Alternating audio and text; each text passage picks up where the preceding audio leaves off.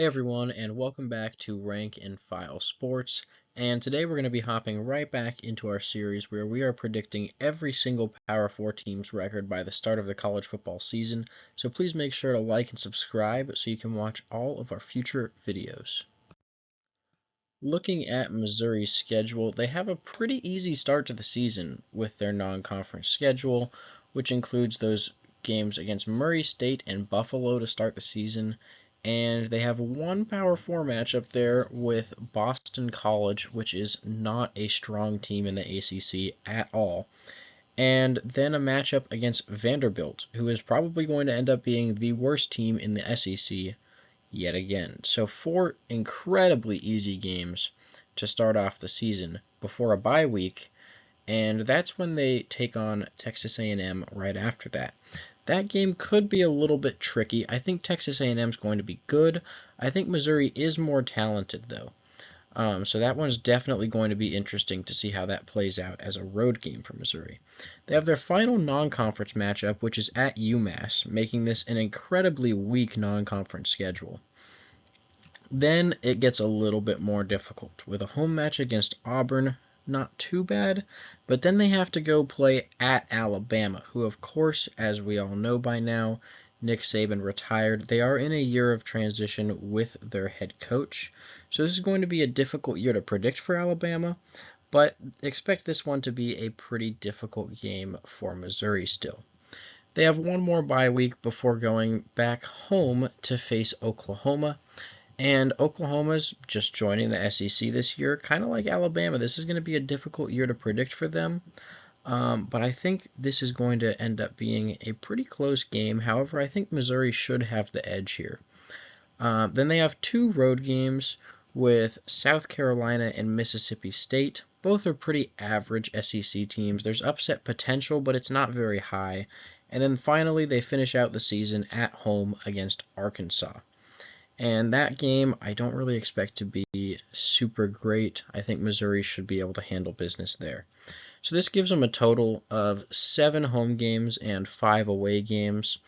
They're facing only 2 opponents ranked in our top 25, which we released about 2 weeks ago.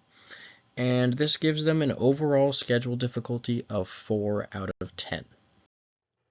Taking a look at those guaranteed wins, they have a grand total of 5, with the first 2 being their first 2 games of the season, both non-conference games, and both very, very easy. The first one is against Murray State, like I mentioned, which is an FCS team, and then they have Buffalo, which is a pretty low-tier MAC school. Neither of these should be much of a trouble for Missouri, especially at home. The next 2 games are also at home. One more non-conference with Boston College, who is near the bottom of the ACC. And then they start off their SEC schedule with the worst team in the SEC in Vanderbilt. So very, very easy 4 games to start the season.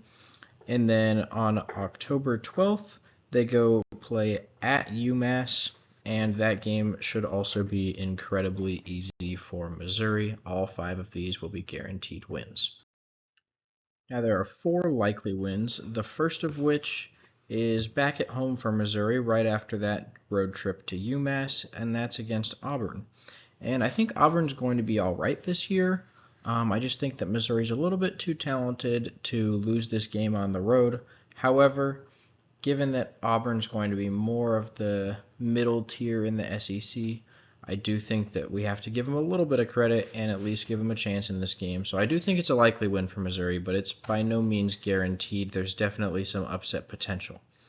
And then the next 3 here are actually the last 3 games of the season for Missouri, starting with a road trip to South Carolina on November 16th.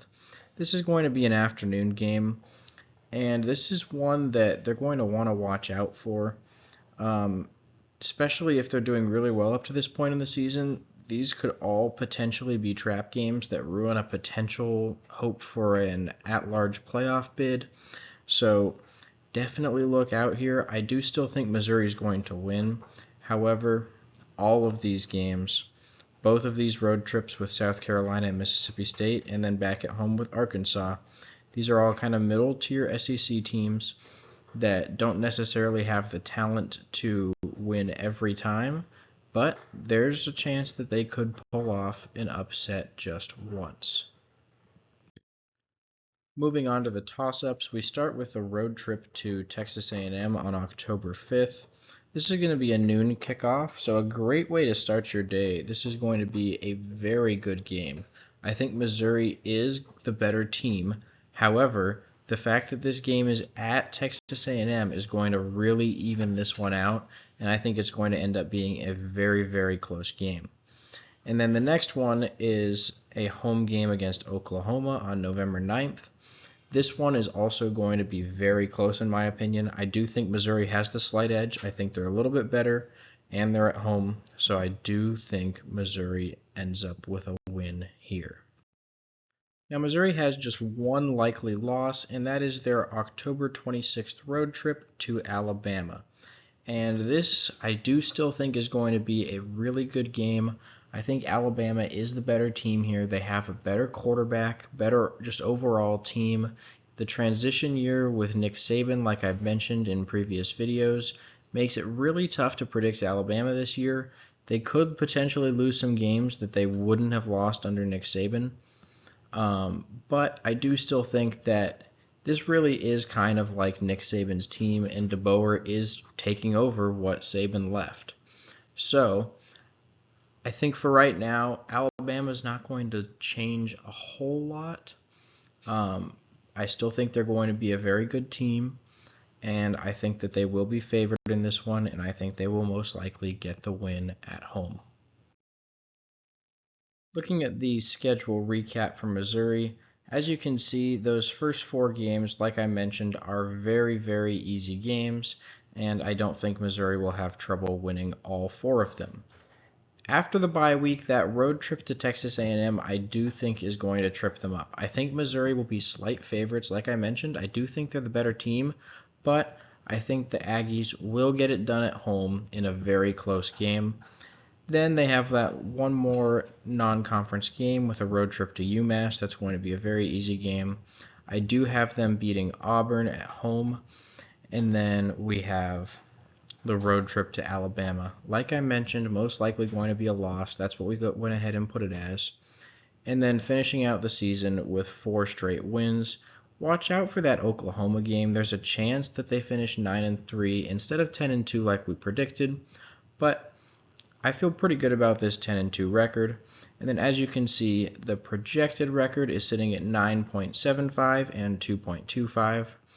And this is actually a little bit above what FPI has, which is 9-3 exactly. So I'm thinking FPI is not quite as high on Missouri as we are. They're probably favoring Oklahoma a little bit more. From what I've seen, they really like Oklahoma. And they also really like Auburn. So they might not have Auburn at 80% like we do. Then they have Missouri at a 37% chance to make the playoffs and 2.2% to make the national championship. Anyways, thank you guys so much for watching. Please make sure to like and subscribe so you don't miss out on any of our daily uploads.